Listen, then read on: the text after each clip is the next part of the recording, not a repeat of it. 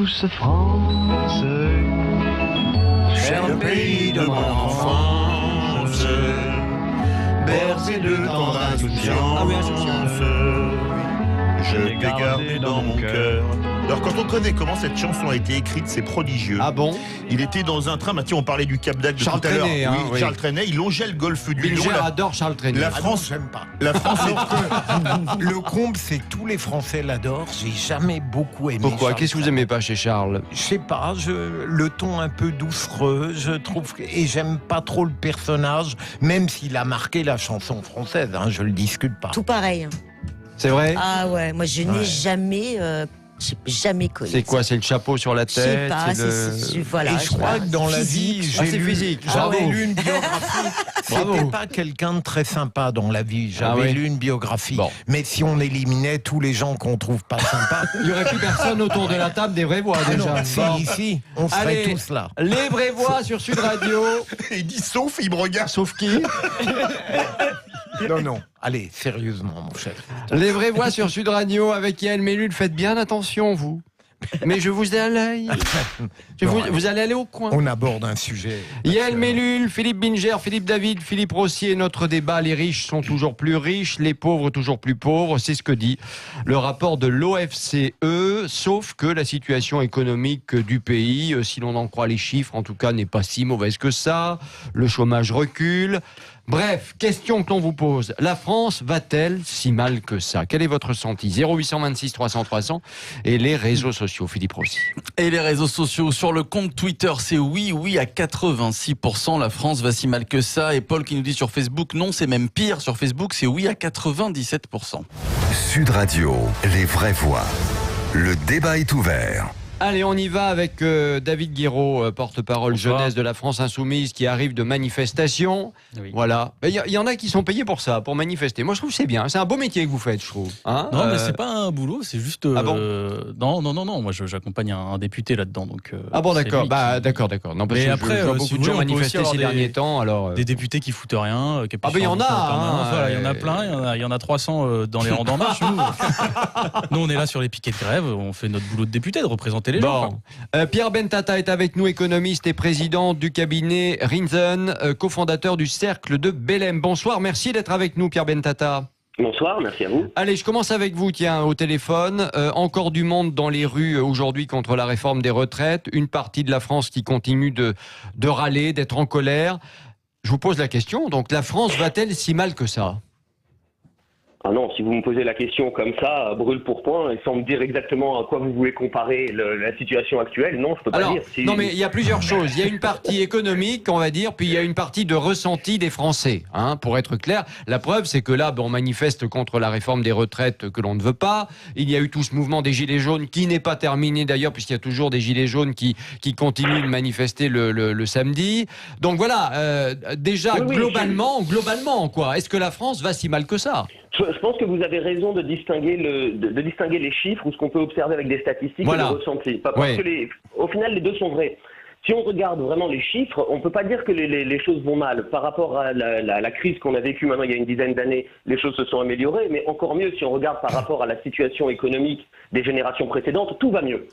Donc on peut pas du tout dire d'un point de vue statistique, il faudrait vraiment me montrer. Alors on peut dire relativement, si on parle d'inégalité de revenus par exemple. Ouais. Mais si on regarde la qualité de vie, l'espérance de vie, la santé, ça va mieux.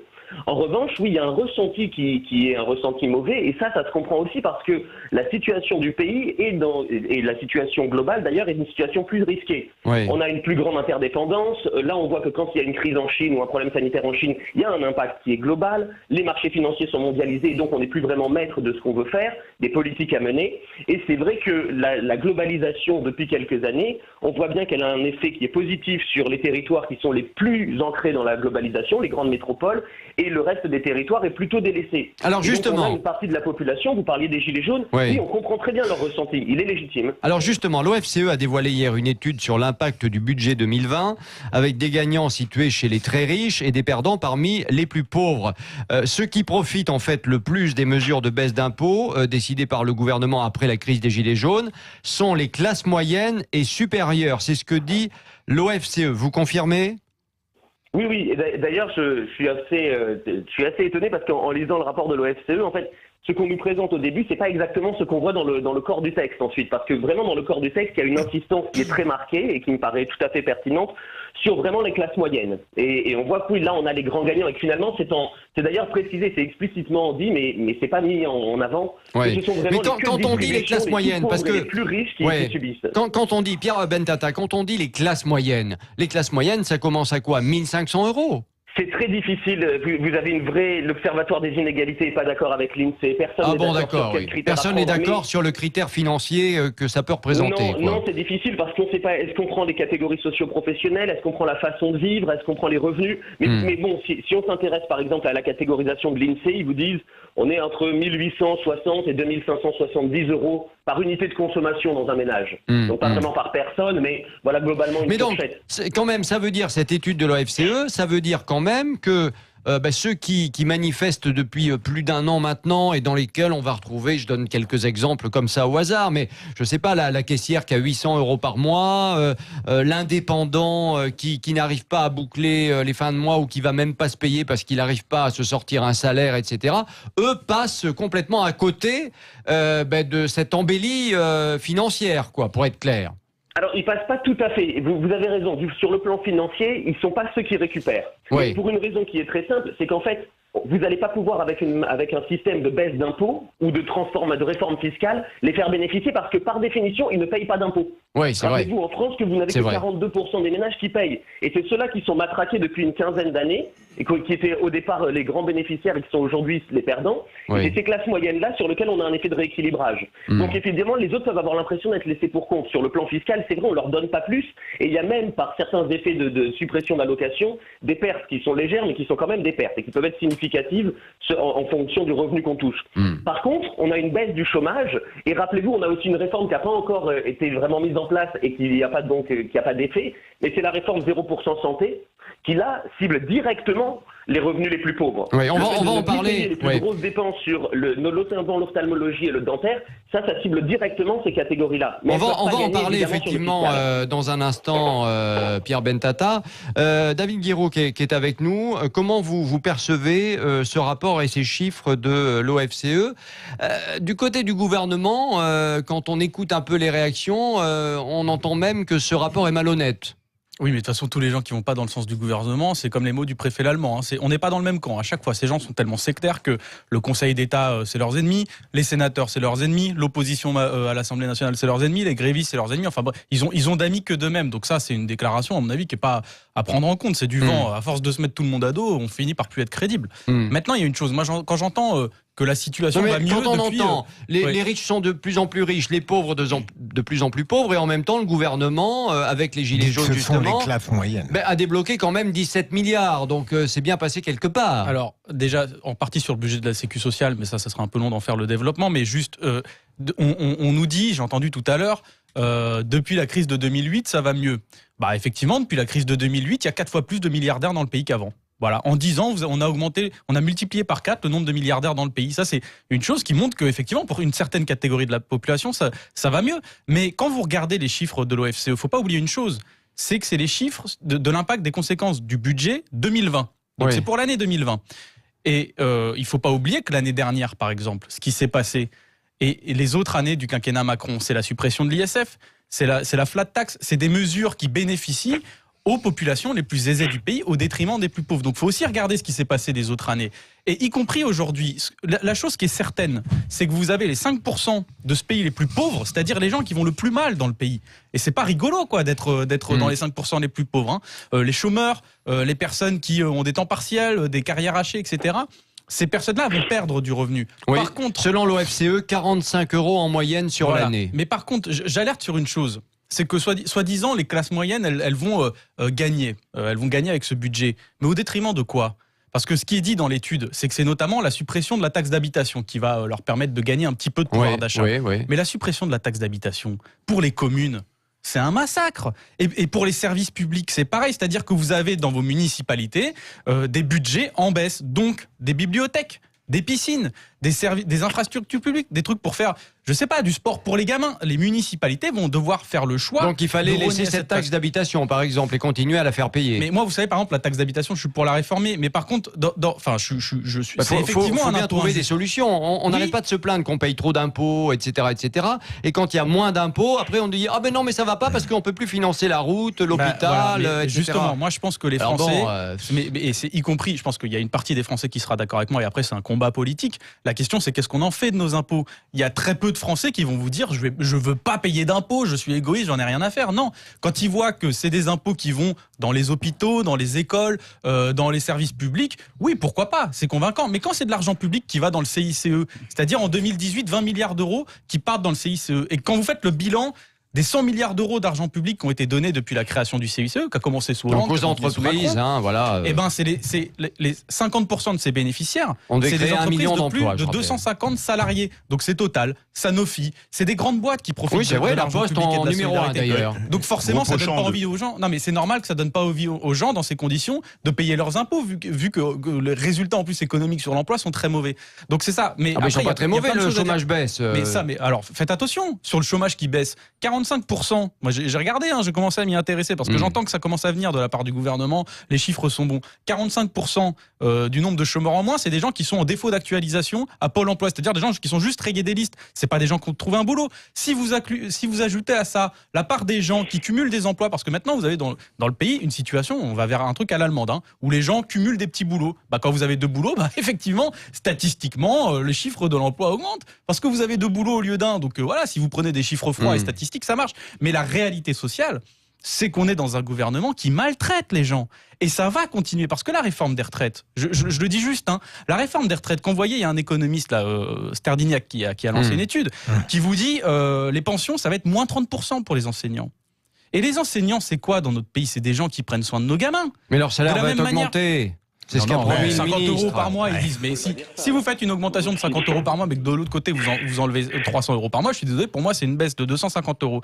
Et je prends un autre exemple, et après je m'arrête là parce que je suis un peu bavard, mais quand je vous dis que c'est des gens qui prennent soin de nous dans la société qu'on est en train de brutaliser, je pense à des égoutiers qui étaient en manif aujourd'hui. Les égoutiers, vous savez, ils partent en retraite à 52 ans aujourd'hui. Pourquoi? Parce qu'en moyenne, ils meurent à 62 ans. Je vous parle donc de gens qui sacrifient leur santé pour pas qu'on patauge dans nos excréments, ce qui est quand même quelque chose qu'il y a à prendre en compte. Et ben avec la réforme des retraites, ils vont partir à 62 ans. Statistiquement, le gouvernement veut faire partir à la retraite des gens. Le jour où ils vont partir à la retraite, statistiquement, ils seront morts. C'est ça la réalité. Oui. Et donc, C'est sur cet argument que Bismarck a créé les retraites en Allemagne. Il a dit à quel âge les gens meurent? 65 ans. Et il a dit mettez la retraite à 65 ans. C'est comme ça que les retraites ont été créées en Allemagne par Bismarck. On retombe 200 ans en arrière. Oui. Et juste un dernier exemple parce que oui. Mais à l'hôpital Robert Debré, on prend soin des gamins. D'accord, c'est des tout petits à l'hôpital Robert Debré.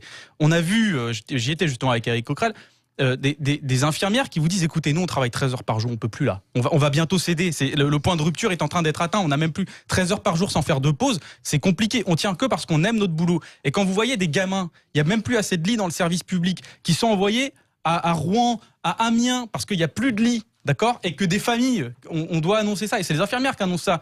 Qui annoncent à des gens, votre gamin, en fait, il va partir à quelques centaines de kilomètres d'ici. Comment vous justifiez ça? C'est pour ça que les gens, ils répondent à votre sondage, là. Ouais. Parce que la France va mal. La France, c'est la 5e puissance économique, ça va. Mais les Français, ils vont mal. Ils sont brutalisés. Et il y a un degré d'ingratitude de la part du gouvernement qui choque, je pense. On va poursuivre le débat dans un instant. Pierre Pétatin va pouvoir répondre. Philippe Binger va pouvoir interroger nos invités. Yael aussi, Philippe David, bien évidemment.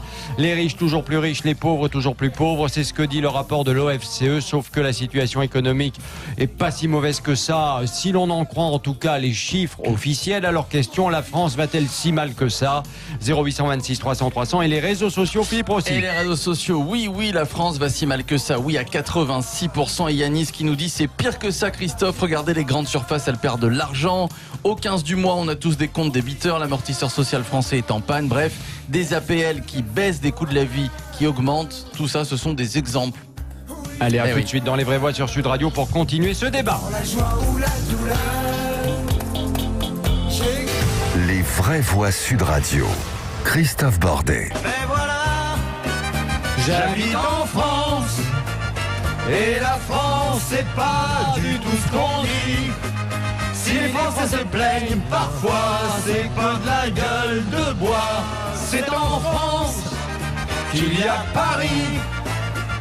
Mais la France est aussi un pays où il y a quand même pas 50 millions d'abrutis. Enfin, il y a quand même Philippe David dans les abrutis, faut pas l'oublier. Merci. Et Binger. Mais il n'a pas écouté les vraies voix, Sardou. Et dites-donc, c'est la première fois que vous chantez, vous? Oui. Il se dévergonde de plus en plus. Sardou, j'ai pas pu résister. Ah, c'est son Le jour point où il y aura un Goldman, tout de faible. même.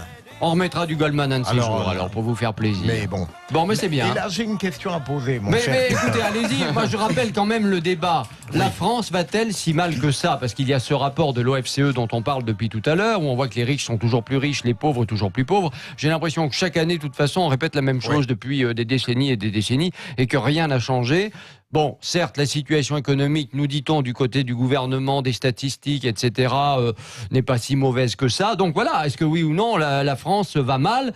Ça donne quoi, tiens, sur les réseaux sociaux, Allez, Philippe sur les Rossi? réseaux sociaux, sur Twitter, toujours 85% de nos auditeurs qui répondent oui. Alors ça s'emballe sur Facebook, on est proche du 99%. Ah oui, d'accord.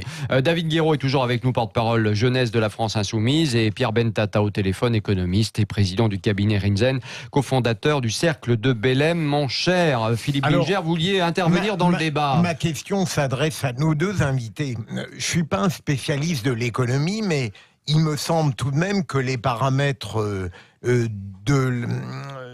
la macroéconomie classique sont plutôt bons, me semble-t-il.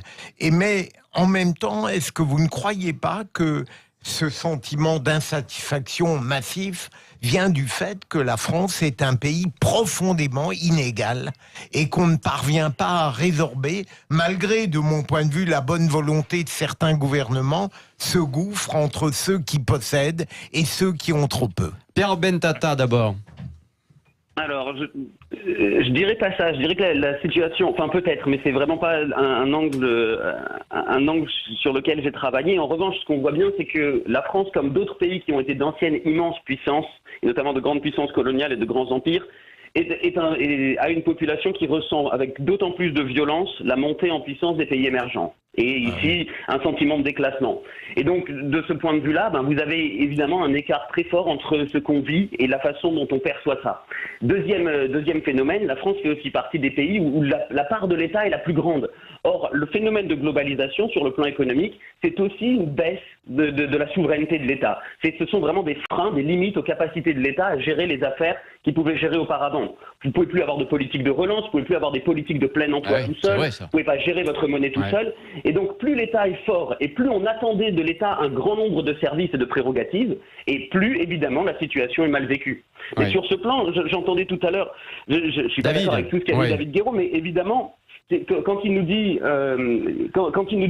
quand on baisse les impôts, de fait, on a moins de services publics, mais qu'après il nous dit, vous voyez bien que, et qu'il est d'accord sur le fait qu'il y a des impôts qui sont mal utilisés, ça veut bien dire une chose, c'est qu'en fait, on voit bien que l'État fait trop de choses.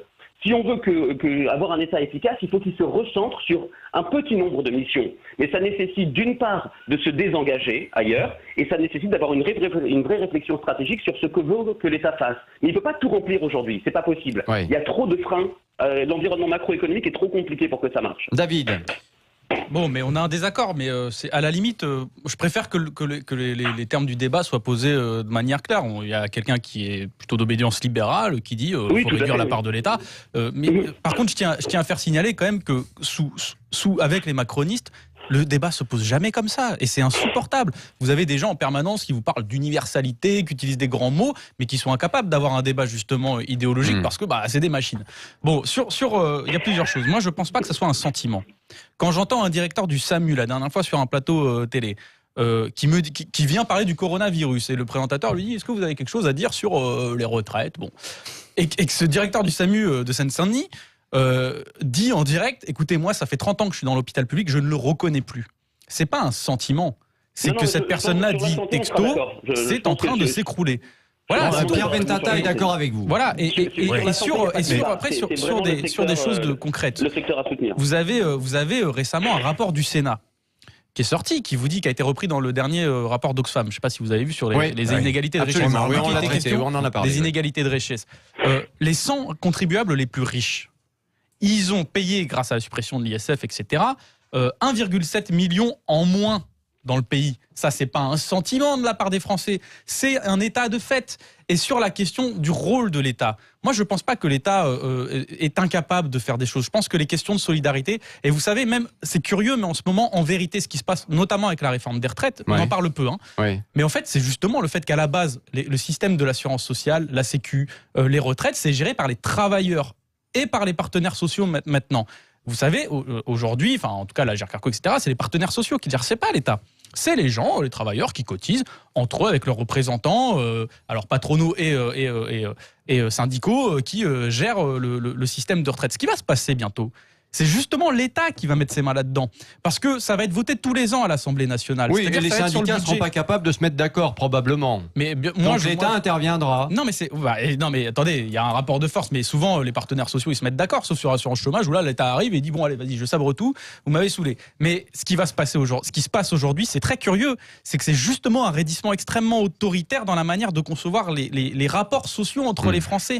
Quand vous passez d'un système où c'est les travailleurs qui entre eux, parce qu'ils cotisent, et c'est normal, gèrent le système à un autre où c'est une majorité parlementaire, et aujourd'hui une majorité parlementaire godillot, de gens qui votent en cadence, qui va vous dire tous les ans que vos retraites seront dans le budget de la Sécu, c'est-à-dire une variable d'ajustement budgétaire comme les autres. Donc on peut en faire ce qu'on en veut, ce qui est interdit. Philippe David. Est-ce que vous ne croyez pas, Pierre Bentata, David Guiraud, que le souci, c'est que par exemple, dans les années 70, le travail rapportait beaucoup plus par rapport au capital qu'aujourd'hui, où c'est le capital qui rapporte le plus. À l'époque, quand il y avait de la croissance, aujourd'hui, on dit on n'aime pas les riches. Mais à l'époque, dans les années 60, Pompidou pouvait garer sa Porsche. Et il venait aussi de la banque Rothschild dans la cour de Matignon. Ça ne posait de problème à personne. Parce qu'il n'y avait pas de chômage, parce qu'il n'y avait pratiquement pas de pauvreté, parce que ça allait bien. Oui, le ressenti, il est là aussi voilà, aujourd'hui. Le ressenti, il est là. Est-ce que c'est pas là le vrai problème, Pierre Bentata ? Ici, on va pas avoir le temps parce qu'il faudrait rentrer dans le détail, mais je vous renvoie à des rapports qu'ont fait beaucoup de think tanks là-dessus, et vous verrez que la répartition entre capital et travail, elle va pas du tout dans ce sens-là. Le capital rapporte beaucoup plus par rapport au travail que dans les années 70. Il faut regarder qui détient le capital, parce qu'en fait, la plupart des individus aujourd'hui sont des capitalistes de ce point de vue. Et donc, c'est beaucoup plus compliqué que ça si vous voulez vraiment distinguer ce que je comprends par le capitaliste, qui est celui qui vraiment va vivre avec ses dividendes et de l'actionnariat, et les autres. En revanche, oui, le problème qu'on a ici, je vous dis, c'est que vous avez des inégalités qui sont plus mal vécues, d'abord parce qu'on se focalise sur des inégalités de revenus, et on ne regarde pas des inégalités de qualité de vie qui, celles-là, baissent, mais par contre, c'est vrai que du point de vue des inégalités de revenus, il y a un écart énorme. Si vous regardez simplement le premier décile et le dernier décile, ça c'est tout à fait vrai. Et on a aussi une volonté aujourd'hui, qui a été longtemps une politique publique en France, qui est de dire ce qu'on veut, c'est pas d'inégalité de revenus, ou c'est augmenter les revenus des plus pauvres. Sauf que selon la façon dont vous faites ça, et ce qui a été mis en place en France, ça a eu un effet particulier, c'est que vous essayez de limiter la baisse des revenus ou l'écart de revenus entre les plus pauvres et le reste de la population, et ça se fait au détriment de quoi ? De l'emploi. Or, ce qu'essaye de faire le gouvernement sans bien l'expliquer, et là je pense qu'il y a une vraie erreur de com derrière, qui est ressentie comme une violence, et je peux comprendre que ce soit ressenti comme quelque chose d'autoritaire, c'est qu'ils veulent changer complètement de paradigme en disant non, ce qu'on veut nous, c'est que les gens avant aient un retour à l'emploi. Et du coup, ceux qui sont pénalisés, c'est ceux qui aujourd'hui ne retournent pas à l'emploi, et avaient les revenus les plus faibles. Et donc, de ce point de vue-là, mon problème à moi, c'est un problème de communication. Oui. C'est que vous pouvez pas changer les mentalités sans le dire. Non, mais là où je vous rejoins, et je pense que vous n'avez pas tort, c'est qu'effectivement, c'est un problème de communication et aussi un gros problème de forme. C'est-à-dire qu'aujourd'hui, quand on dit quelque part qu'est-ce qui ne va pas, au-delà du fait qu'on ressent dans notre quotidien le fait que le 15 du mois, il y a peut-être plus d'argent et que c'est compliqué, et qu'il faut être dans le rouge pour pouvoir continuer et s'en sortir, et que c'est bon, voilà. Ça, il y a beaucoup de Français, effectivement, qui le vivent, mais au-delà de ça, il y a le fait aujourd'hui que c'est la méthode Macron qui ne fonctionne pas. Et c'est le président lui-même qui est d'ailleurs détesté. Donc tout ça vient s'ajouter, vient quelque part. C'est une accumulation comme ça de choses, ce qui n'arrange évidemment rien. Je ne sais pas ce que vous en pensez en deux mots. Mais il y a plusieurs choses. Il y a beaucoup de choses. Mais très rapidement, parce qu'on a 30 secondes. Non, mais rapidement, il y a les inégalités de revenus. Je rappelle qu'il y a aussi quelque chose d'autre qui existe dans le pays, c'est les inégalités de patrimoine. Il faudra peut-être qu'on en parle un jour, parce que c'est l'essentiel. Les milliardaires se reproduisent entre eux, notamment parce qu'ils se transmettent leur patrimoine, des patrimoines faramineux. C'est pas parce qu'ils sont méritants, c'est pas parce que c'est des grands génies, c'est souvent parce que c'est le fils de leur père ou leur mère. Je leur en veux pas. Mais par contre, la société on va pas retomber dans l'URSS non plus. J'ai pas dit ça, mais par contre, la société pourrait s'organiser différemment pour redistribuer les richesses. Oui, il y a des richesses en France. La question, c'est qu'est-ce qu'on en fait? Et aujourd'hui, il y a un état de fait, c'est que les dividendes aux actionnaires, c'est-à-dire aux patrons des grandes boîtes, les dividendes aux actionnaires, n'ont pas cessé d'augmenter, tandis que les revenus des gens n'ont pas cessé de stagner, voire de diminuer. Quand vous voyez, par exemple, qu'un des grands engagements de l'État il y a 10 ans, c'était d'augmenter le point d'indice des fonctionnaires et que ça fait 10 ans que ce point d'indice-là, il est gelé, et ben effectivement, quand vous êtes fonctionnaire, vu que les prix augmentent et que votre salaire n'augmente pas, et ben oui, vous vivez plus difficilement. Voilà. Non, c'est pas un ressenti, c'est une expérience. Non, mais vous le ressentez dans concrètement, dans le porte-monnaie. Voilà, merci à vous deux d'avoir été avec nous dans Les Vraies Voix sur Sud Radio. La fin de notre débat. Je vous demande de vous arrêter. Ça va bien.